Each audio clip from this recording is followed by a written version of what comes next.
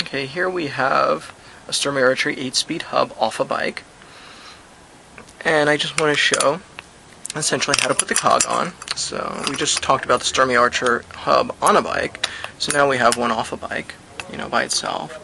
And we have a little clip that I'm not going to put on by hand, but it goes in here to hold the cog on. So it's essentially how to, put whatever, you want, 23 tooth cog, 25 tooth cog on the hub. So very straightforward. Also, we have a shifter over here. If you take a look, pretty straightforward, normal grip shift.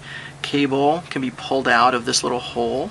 I can pop this little piece of plastic off, and essentially I can pull the cable all the way through that hole and reroute a new cable if I need to swap the cable for any reason. It's actually very quick and easy. And, shifting is obviously extremely straightforward. Also, there's a barrel adjuster on the shifter, so, if it's not shifting perfectly, and, you can generally assume you have some cable stretch, you can turn this counterclockwise a little bit just to, hopefully assist it in, hopefully that'll help adjust the cable tension. Obviously, a proper cable tension adjustment is done off a bike by lining up the yellows, as we talked about previous.